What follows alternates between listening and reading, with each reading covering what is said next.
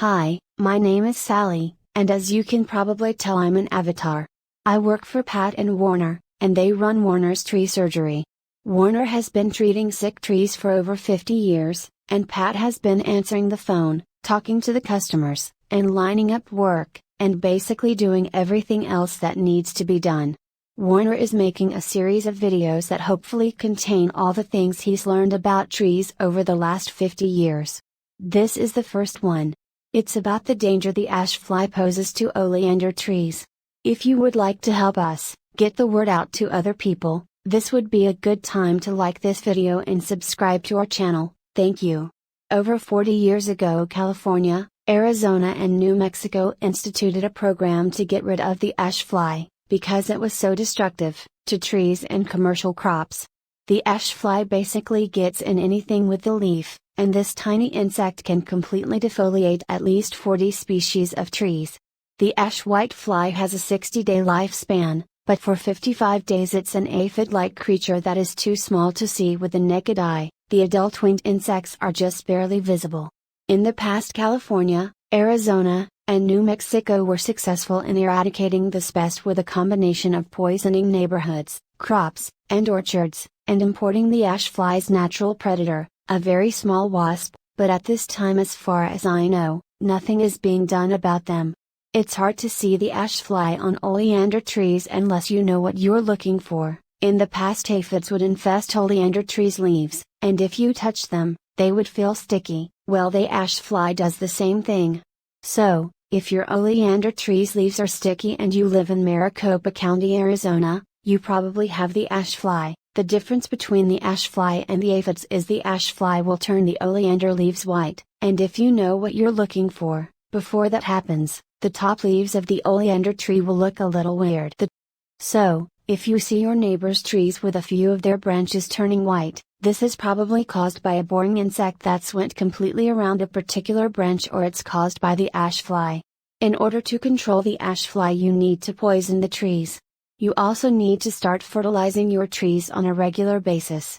I'm going to tell you which poison to use in a minute, but first you need to understand that the poison I recommend has nitrogen in it, and too much nitrogen is bad for trees. So, you need to put the poison down, and then 6 months later you get a good general purpose fertilizer, and you treat the trees with it. If you live anywhere within 30 miles of Mesa, Arizona, you need to get Warner out to treat your trees with something that will kickstart their immune system. You see, every cell of every plant has enzymes that dissolve fungus, bacteria, and viruses, and because the ash fly has been in your trees, those enzymes have been depleted. So, Warner needs to inject medicines into the tree that will kickstart the healing process right away.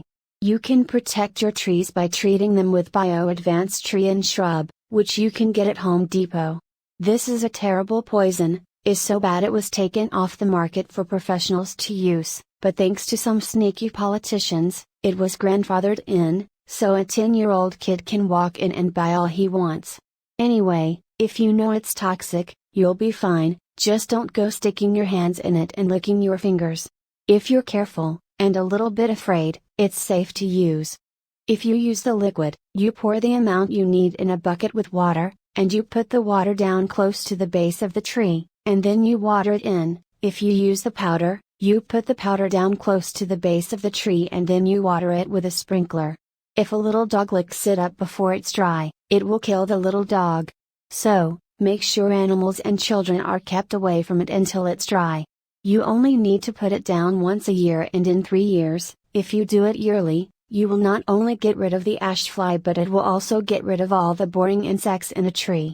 There's one more thing I need to tell you. Every place in the world where it rains, the water falls off of the trees at the drip line, and because that's where the water falls, that's where the roots, that pick up the micronutrients, develop, and all the instructions you get for the fertilizers, tell you to put the fertilizer out at the drip line. In Maricopa County, Arizona, the roots have developed where the tree has been getting water all its life, and that's where you need to put the fertilizer. So, just ignore the instructions, and do it the way I just told you.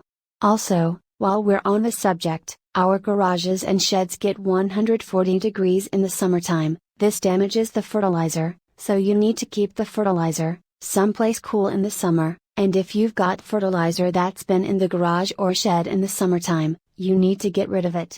Well, that's about it. I hope this helps you with your trees. Please subscribe to this channel and hit like, and if you live within 30 miles of Mesa, Arizona and you want Warner to come out and look at your trees, just give us a call. The number is 480-969-8808. Thanks and goodbye.